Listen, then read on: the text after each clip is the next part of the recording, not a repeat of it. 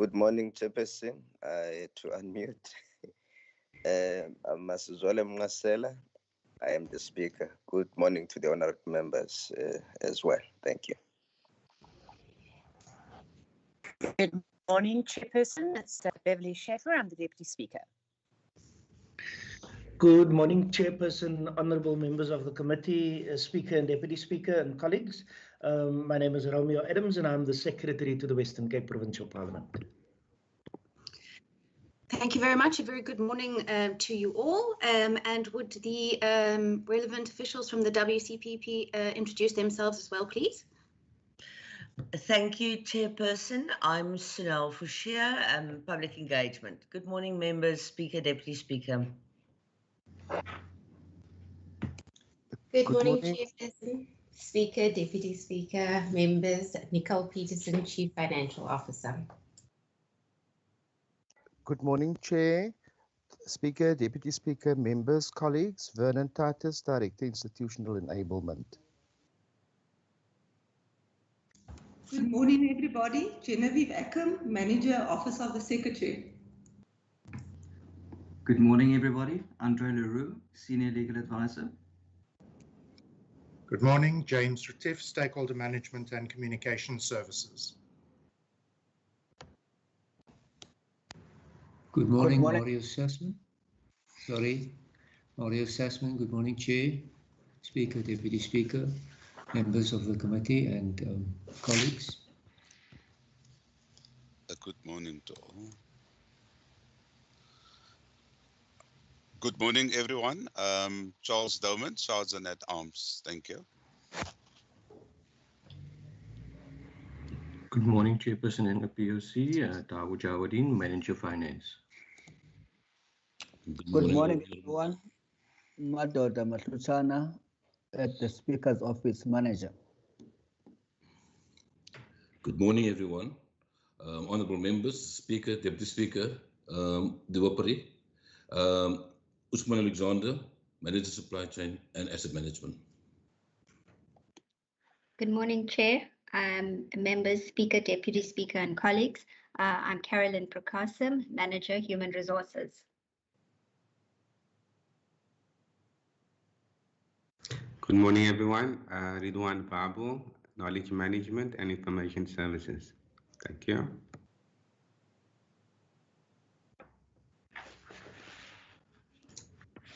All right, I think that's everyone, and we have a full house. So thank you to all for your time and for being here today.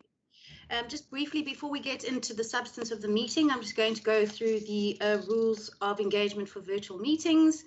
All participants are muted to avoid background noises. If there are any points of order, if those could please be raised in the chat function or by using the raise hand function. We ask that audio and video be switched off unless you are speaking or presenting, in which case please do use your camera and your microphone, and once concluded, please turn them off. And we are governed by the rules for electronic meetings ATC'd on the 17th of April 2020. And the rest we're all very familiar with.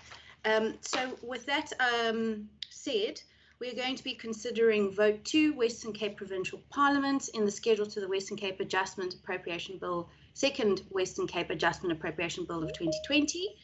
The WCPP has prepared a presentation. Thank you very much for that. We have had a look at it. Mr. Speaker, I'm not sure if you'd like to start with some opening remarks before we get into the page-by-page consideration of the schedule. Honourable Chair, I will have nothing to say. The Secretary will brief the committee on every matter. There's nothing that has changed in terms of the principle of the adjustment and the nature of the adjustments.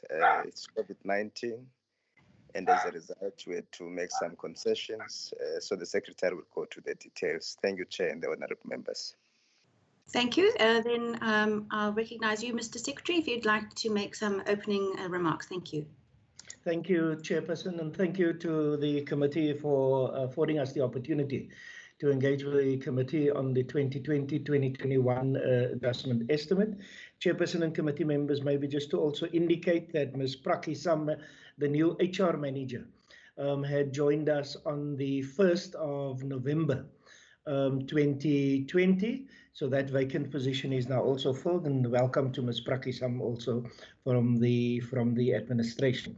Chairperson, without any further ado, I'm going to hand over to the CFO, Ms. Peterson, and Mr. Jawuddin, who will take us through the 7 slides in terms of the presentation. Thank you, Chairperson.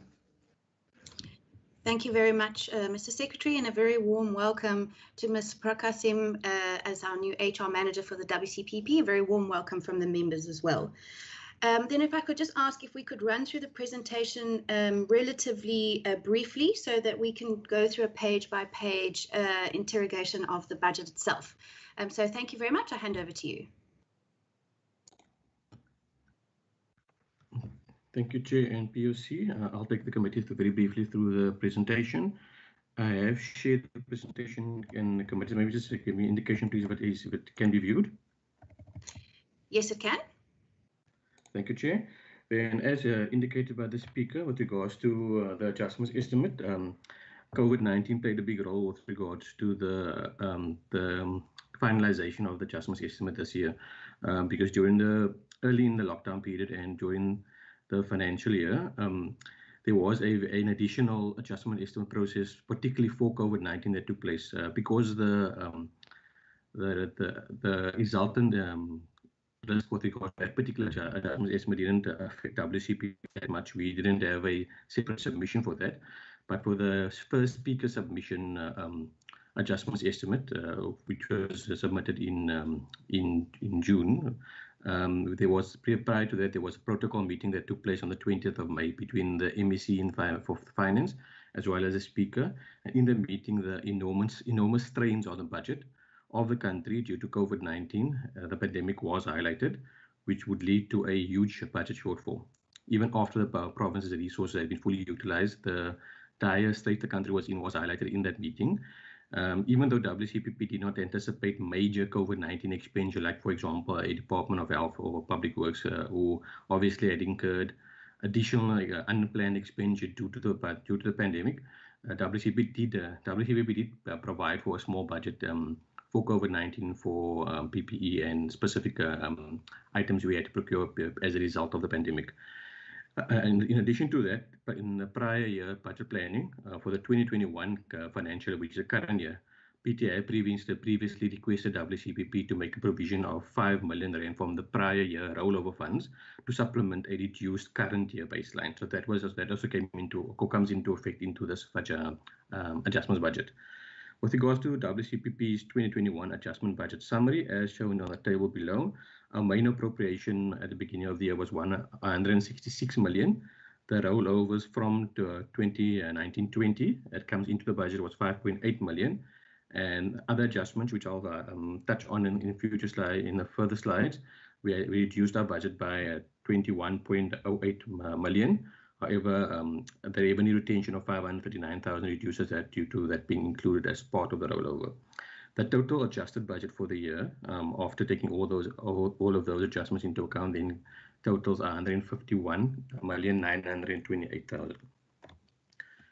With regards to the cuts that I mentioned, it should be noted that departments were specifically asked by Provincial Treasury to effect or look at cutting our budgets by 20 or 30% across the board. However, WCPP unfortunately could not accommodate such big cuts from our budget, as that would specifically entail stopping mandated functions as well as significantly affecting our ability to meet operate. It was communicated to Provincial Treasury, and we did indicate we will try as far as possible to see how much we can cut to assist with easing the fiscal constraints of the country. So WCPP has, however, for the 2021 financial year, which is the current financial year, embarked on a process of ascertaining what the maximum cuts could be within the budget, over and above any after which any further cuts to that would never negatively affect our ability to meet our mandated functions. What it effectively means is, after we did all the sums and looked at where we can possibly cut, as illustrated by the table, we identified that the maximum we could cut our budget is at 12.78% of our budget, and we couldn't even cut close to the 20 or 30% that Provincial Treasury asked the rest of the province. So what makes up the 12.78% is once we looked at the budget, we obviously looked at the effect of COVID-19 and savings due to the fact that expenditure had slowed down because of the lockdown period.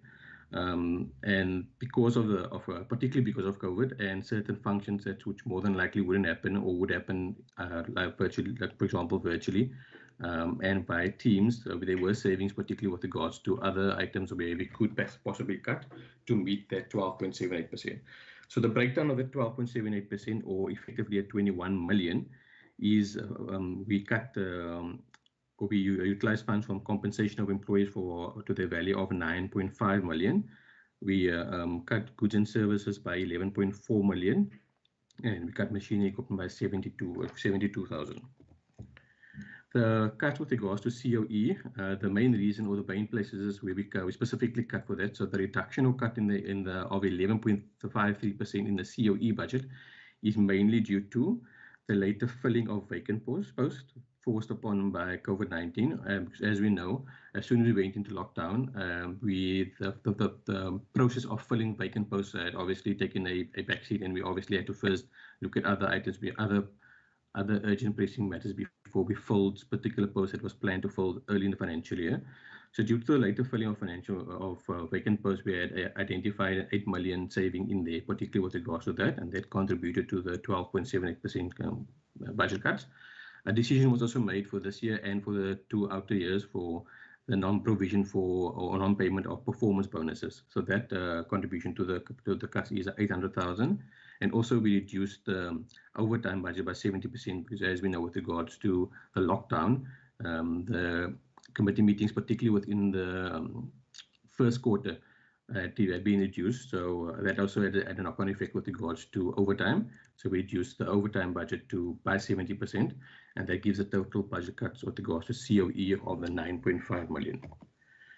With regards to the operational goods and services budget, we look specifically with regards to the result of COVID-19 and where we more than likely won't be spending as much budget as we currently did. And items which were mentioned in previous meeting, but where we particularly cut, if I can maybe just touch on the main ones.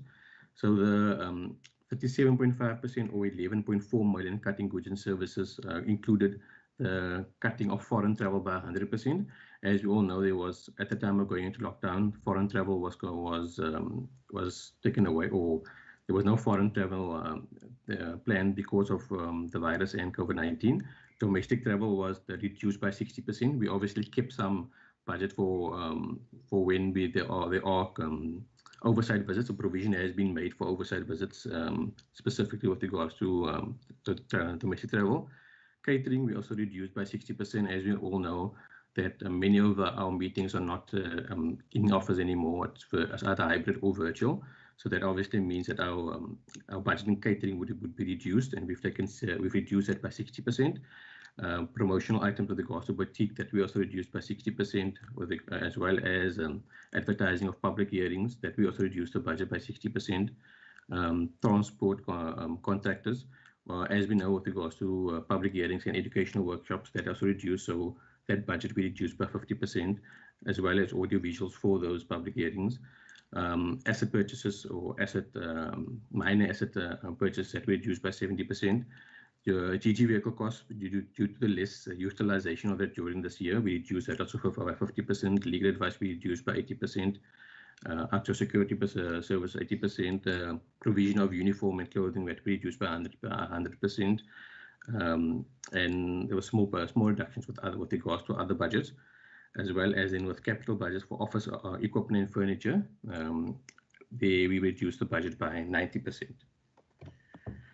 Chairperson, with regards to those cuts, like I mentioned, that cuts in the budget was particularly looked at where we can assist the country with regards to the fiscal constraints, and we particularly looked at where we more than likely won't be spending our complete budget due to the fact that we would more than likely have a huge underspending at the end of the year if we still continued as normal. So we did indicate that 21 million or 12.78% budget cut would then be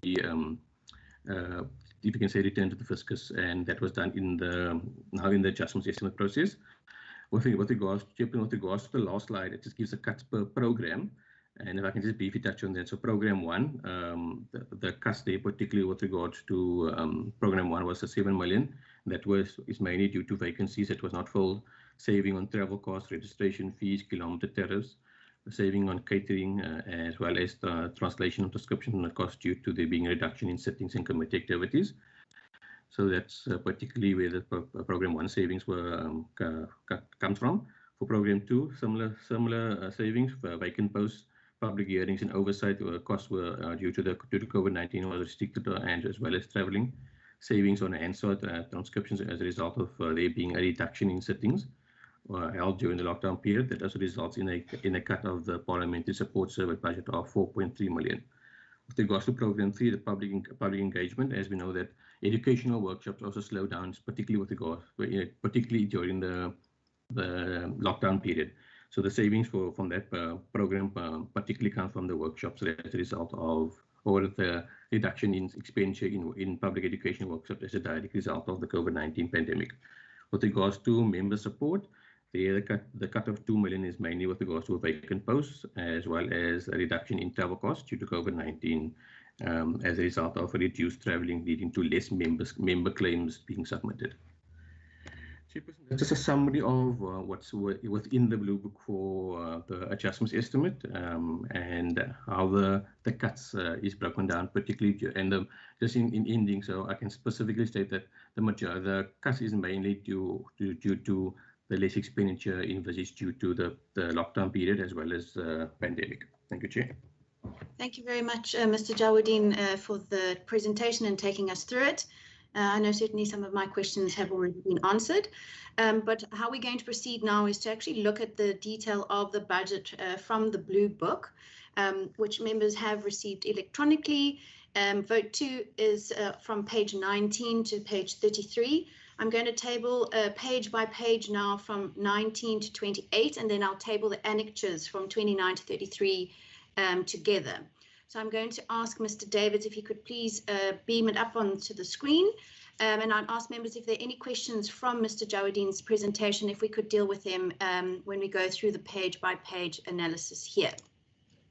Just give me one moment to open my version with notes. All right, so members, page 19. Is it visible on the screen? Yes, it is. Okay. Thank you. All right, I see Honourable Lecker, who has a question for page 19. Go ahead. Honourable Lecker, over to you. Thank you, Chair. My apologies. Let me just put on my reading glasses. I think I'm getting old. My eyes are failing me. Chair, thank you so much. Good morning again to everybody. If I'm looking at page 19, there is a line here, and I want to refer to it by rather saying, if we are being professional and innovative in our processes. And I just want to check, in line with these aims, I want to understand how can we work to tighten accountability measures and consequence management for members of the executive. I want to make an example perhaps by citing one example where the Premier recently told a mistruth that the budget of the province would be cut by 10 billion. And yet we can see in the adjustment that this is not even close to the truth. So how do we then guard against members abusing powers and privileges to spread false information that could definitely cause unnecessary panic in the public eye? But also, Chair, if I can tie Can I also proceed to page 20 before I go forward? No, we're dealing with page 19. Honourable Lacker, right. and if you please confine your questions to the Western Cape adjustments, because what you're referring to is the division of revenue and the Premier's comments, which have now been taken out of context. Because what he actually said is that the, quote, Western Cape government's budgets over the medium term, MTEF, are likely to be cut by the same amount or more than is going to be funneled into SAA. And he said 10 billion is going to be taken out of the mouths of the poor to pay for our failed state airline, which is what he said. So I don't think we should get into the debate about this, but certainly your broader question, I'm sure the WCPP would be willing to answer in terms of the aims. So I'm going to then hand over to either the Secretary or the Speaker for that question.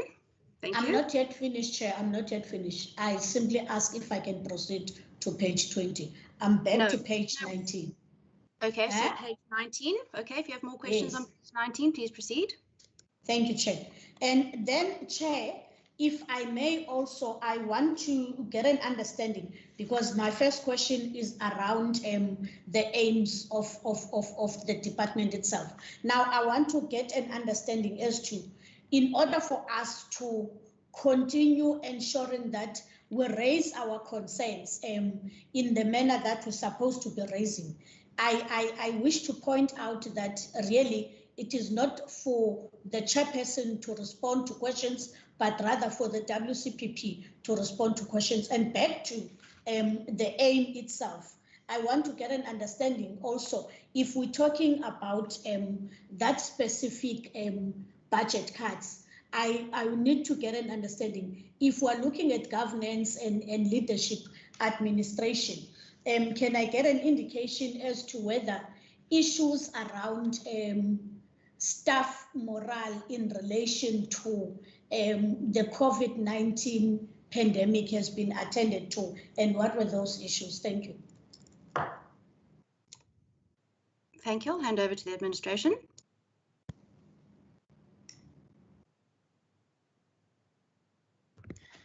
Chairperson, thank you, Chairperson. Speaker, is it in order if I attend to the question, Speaker?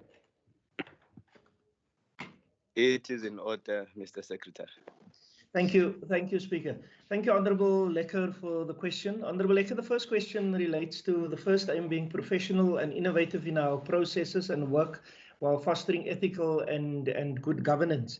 The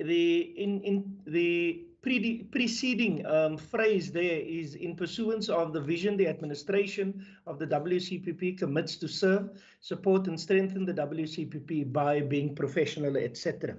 I think in our interactions and in our engagements and in our endeavors since lockdown, it has been clear in the way the organization has been able to pivot. The issue of professionalism and innovation, specifically from our IT section, has been paramount in order to continue ensure that the work of the Western Cape Provincial Parliament continues.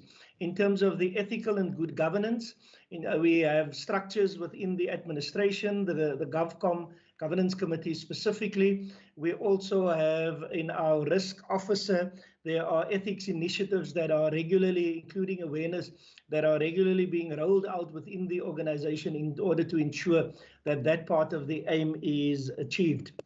With regards to the second question, staff morale in the environment of COVID-19, Honourable Lecker and Chairperson, when we were hit with the pandemic earlier during the year and a national lockdown was declared, the senior management team, together with the guidance and direction of the political principals, being the Deputy Speaker and the Speaker, had put a plan in place in order to ensure that firstly, the organization is able to function and continue to function without major interruptions, but secondly, that the let's call it the needs and the basics that staff would be required in terms of tools of trade to assist in that continuation of the service are put in order.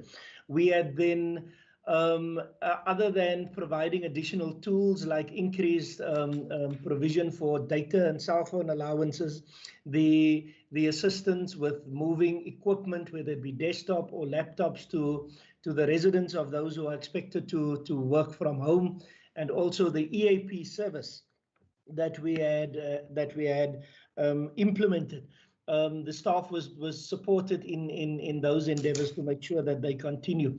Where staff had indicated morbidities, the EAP service was then also engaged to assist managers in managing those specific areas. Thank you, Chairperson. Thank you, Honourable Lekker. Thank you very much, Mr. Adams. Let's then move on to page 20. Honourable Lekker, I'll start with you. Thank you, Chair. I just want to check table 2.1. If you're looking at that, there's an indication there under current payments. And my concern there is particularly around the compensation of employees. I just want to check what are the details of posts that will be affected by this reduction, and how will this impact the functioning of the legislature? What is the update on salary increment for legislature staff, and how does this affect staff morale? Have the staff received or sent complaints to the accounting officers regarding these issues, and are the complaints acknowledged, and whether the budget cuts will take into account those and the salary increment thereafter? Thank you, Chair.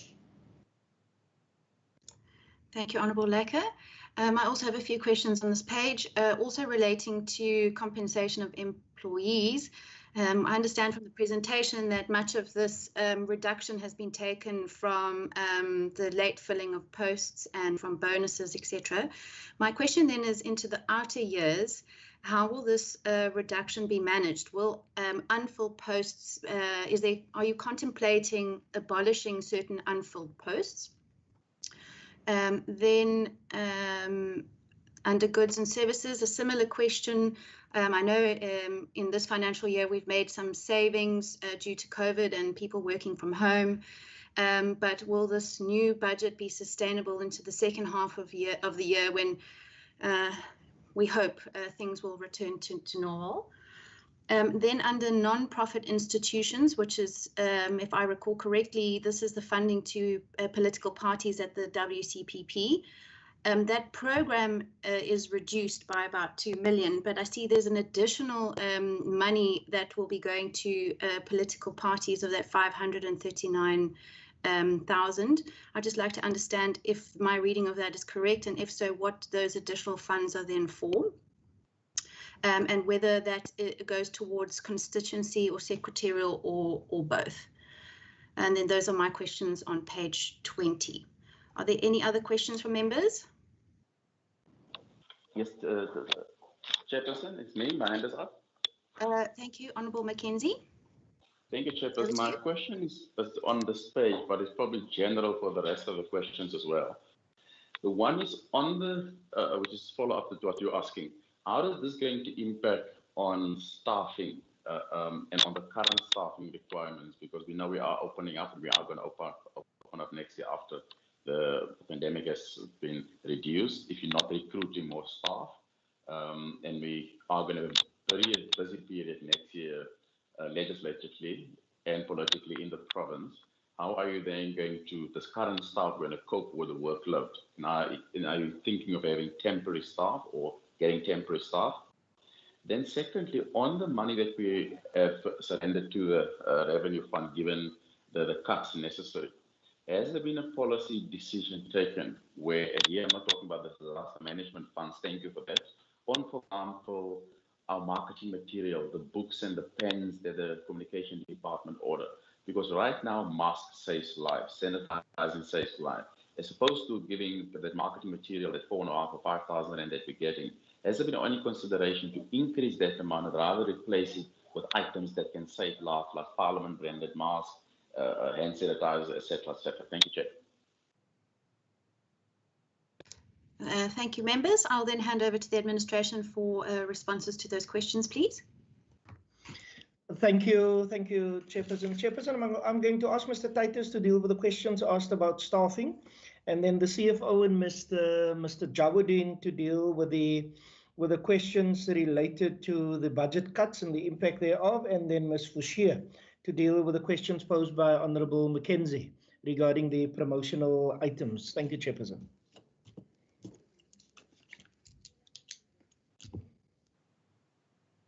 Thank you, Mr. Titus. Thank you, Chair. The question that Member Lecker asked around, I think perhaps I could answer all three questions from the Honourable Wenger as well as Member Lecker and Member Mackenzie. I think there might be a misunderstanding that we are not recruiting more staff. I think when the hard lockdown started, we have been very practical in looking at how to recruit when we cannot have people on site. And I think that was one of the decisions that we've made, to stagger our recruitment process between the first part of this, the latter part of this year, and the start of the last quarter. So our budget has been adjusted to assist us in recruiting more appropriately given the constraints of the COVID-19 pandemic. So we have not abandoned or abolished posts, and we certainly are still on track to recruit for the current staff establishment. There's been no restructuring in terms of the number of posts that we have on our staff establishment. So the intention is still to continue, just to provide a little bit of an update to members of the 10 posts that we have identified for filling in this particular quarter. We have filled 7 of those positions. As you know, the Director Parliamentary Support Services has been a post that has been long outstanding, and we have had 3 different processes. We've even gone the headhunting route. We've gone so far as to get a nominated candidate who accepted and then declined the position thereafter. So we are still in process with the Director Parliamentary Services position. Similarly, with the Manager Plenary Support that we've reported on before, we've had a similar kind of scenario. As you're also aware, the chairperson of that particular panel had passed. We are looking at breakneck speed to complete the Manager Plenary Support process. And yesterday, Chairperson, the position of the Registrar of Members' Interest had served, and so we are looking to have that particular person on board as well. So we've identified posts to fill for the latter part of the year in Q4. We are completely on track. The question that Member Lecker asked around the salary increases, as you know, we are outside of the bargaining of the rest of the sector. We operate outside of that space. We have had agreement on salary increases for this particular financial year. Going forward, Chair, I think you would understand that it is a very intricate balancing act, given the fact that we are sitting with fiscal constraints within the public service generally. We have not indicated that we are not looking at salary increases. We are looking at that within the broader kind of within a lower range perhaps, but we are definitely not saying that at this stage that no salary increases are on the cards, as we also know that that is a negotiated process along with the union. As far as further complaints to the Office of the Secretary is concerned with regard to particular issues of morale, I'm not aware of specific incidences or specific cases, and as cases arise, we deal with those particular cases, Honourable Chair. As far as I know, we have had a very open relationship with organised labour within the organisation. So where things arise, I think the recognised union now speaks directly to us with regard to these issues.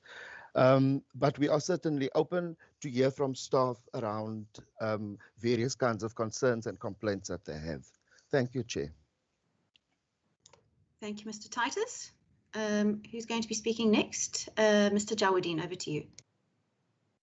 Thank you, Chair. If I may tackle the question regarding Chair's particular question on the non-profit organization and those two amounts reflected there under non-profit institutions. Sorry. So if I may, if I can break my explanation up into those two amounts separately, just with regards to the 890, if I may refer the committee to page 21 to assist me in my explanation. Down more or less in the middle of the page on page 21, we do break down the 890, and that 890 specifically with regards to non-profit or institutions is broken down further into two amounts. So the 890 is broken down into an amount of 419,000, which was rolled over from last year to cover the once-off special programs allowance for COVID-19. So that, to answer Chair's question, that particular portion of it is housed in the secretarial allowance. And then the remainder of the 890, which is 400,000, is an amount rolled over to cover the shortfall in the constituency allowance, which was due to the amount budgeted at National Parliament being higher than what we had originally budgeted in our budget for constituency allowances. With regards to the 539 on page 20 that Sakura asked about, if I can refer the Chair and the committee to page 23 to assist with that explanation as well. So on page 23, the 539 also specifically provides the reason as to why that funds was brought into the non-profit institution category, and that 539 was part of the funds retained from the rollover that was retained over to cover for the once-off special programs allowance for COVID-19 as well. So that 490 are from the rollover, and the 539, which is the revenue retention, those two amounts being the total from the rollover of 1.029 million, which was rolled over to cover the unplanned once-off special programs allowance for COVID-19, which is housed in the secretarial allowance, Chair. Thank you, Chair. Thank you, Madam Chair. If I may, just on the last issue that Mr. McKenzie raised. Thank you. Please do. Thank you, Madam Chair. Mr. McKenzie, we have spent under lockdown, and I think it was a two-pronged approach, quite a bit of money when they for personal protective equipment, but we also, in terms of our corporate items, acquired masks, sanitizers, etc., for members to use when they go to their constituencies and to give as gifts, etc. We still have quite a lot of stock, so at this point we don't see the necessity of purchasing more, but we will do so and accommodate it in our corporate items budget if need be going forward. Thank you, ma'am. Thank you very much. Can we then move on to page 21 and 22? I see Honourable Allen. Good morning again, Chairperson. Let me just open up. Thank you again. I've been largely covered by yourself and the presentation, but I wanted to latch onto on page number 21 in terms of my notes, and I would take it back to a phishing experiment or test that was done. There's a 3 million that has been rolled over in terms of IT equipment, Microsoft Teams, as well as the information security awareness and training program. And I know that test came back, Chairperson, where we were higher than the international benchmark. I think we were 30% or something. If we can just hear more about that, especially in the light of doing stuff virtually, etc. How secure are we, and if there's any further tests that will potentially be done. But what is further to the last email that we've gotten, is there any additional information for us? That's my one for now, Chairperson, on page 21. Thank you. All right, I'm taking questions 21 and 22. Honourable Lecker. Chair, I'm interested to understand with regards to the rollover for procurement of IT equipment and projects that were not completed. What is the update on these? and whether we are indeed going to go ahead with the procurement or this will be shifted to other programs. What are the details of the projects that were not completed and what is the update on this? But also with regards to the implementation of the functional assessment enhancement study, what is the update to that one? Again, table 2.2 subprogram 1.1 in the office of the speaker. With regards to the amount that was shifted there to cover higher than anticipated regrading of the post, what are the details of this post? And how did the error in grading occur and who is responsible for it? And if you go to page 22, subprogram 1.4.1 under human resources, funding again to cover the higher than anticipated headhunt recruitment process. What are the details of the posts that were not filled as planned and what are the reasons for it? What are the details of the post where there was a person or persons that were headhunted? How much is the salary for these persons, if there's going to be, and what are the reasons for headhunting as opposed to advertising the position and getting someone from inside if possible? What is the process to capacitate staff in the legislature so that also they possess the required skills as opposed to headhunting? Lastly, on page 22, again, program 4, members support. I need clarity, Chair, on how much is the data cost per staff if there is a standard price for this, and why performance bonuses from the previous financial year are only paid now, and who are the persons that are being paid? What are the details of higher than anticipated life insurance payment on page 22 that is reflected there? Thank you. Thank you, members. I'll hand over to the administration now. Thank you, Chairperson. I think all of the questions that have been asked now as it relates to ICT and HR is in Mr. Titus's area. So if we can allow Mr. Titus to respond, Chairperson. Thank you, Mr. Titus. Thank you, Chair. Let me speak of the question on. I'm going to ask Mr. Skrikker, Kobe Skrikker, to respond to the ICT questions, but allow me to speak to the questions that Member Lekker had spoken about, re the headhunting. I think we have disclosed to the POC that the Director Parliamentary Support Services is a position that has been vacant since our colleague Jabu Nkabinde passed on last year. We had advertised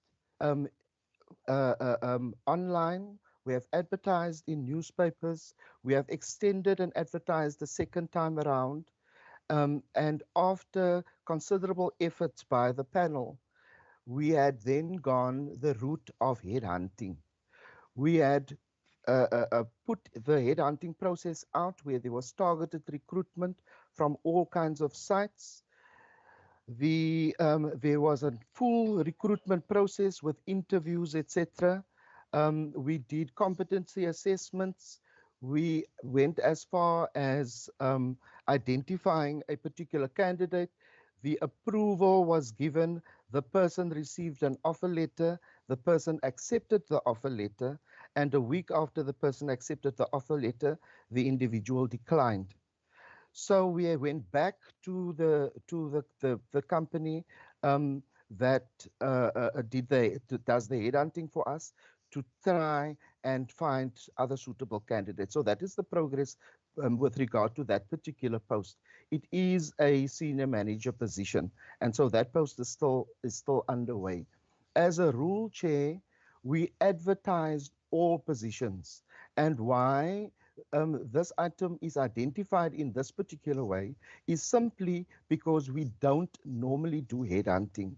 This is really a particular specialist position, and if we had the requisite skills within the organization and people had applied for this position, then certainly we would have considered internal candidates.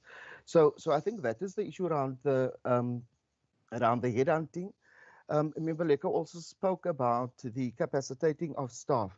So capacity building for staff is we do that through training, but it is also a medium, short-term, and a long-term process.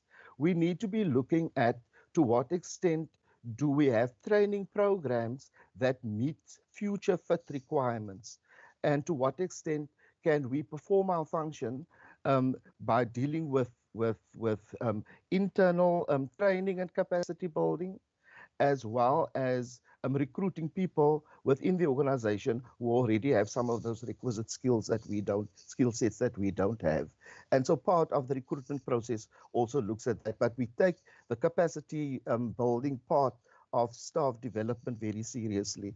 Apart from the actual training initiatives, I mean, we also provide support for studies for staff members, so that people can become professionally qualified in the areas of their expertise. There was a question around the member support or data cost for staff. At this stage, the data cost, I think we've reported on this previously as well, Chair. We have 500 Rand for staff as a cap at this stage for data. This was a policy decision that we've made during the lockdown, and I think we've provided that kind of information to the POC in the last report that we've submitted, the last detailed report that we've submitted to the POC with regard to this particular matter. The details of life insurance, I don't have all of those kinds of details with me, but I can. But just the rule of thumb is, when we recruit more staff within the organization, then the life insurance portion of the requirement on the part of the administration is therefore also increased. I don't have all of the totals, and the screen is slightly too small for me at this stage, but perhaps Mr. Jawuddin can give some of the totals there. But the life insurance is directly linked to the number of staff that we are employing within the organization. I'm going to ask Mr. Skriker to just deal with some of the IT things, please. Mr. Titus, I'm afraid I'm going to have to stop you there. We have run out of time for the slot, and the next standing committee starts at 9, and IT does need an opportunity to set that meeting up because it's 2 simultaneous meetings. So members, I know there's still a number of questions, so we have an additional slot at 4 o'clock this afternoon. We will then reconvene at 4 p.m. so that we can continue with our deliberations on the budget. And my apologies for that, but I don't want to rush the questions or the answers, so it's preferable that we then continue at 4 o'clock. I trust that's in order with all the members.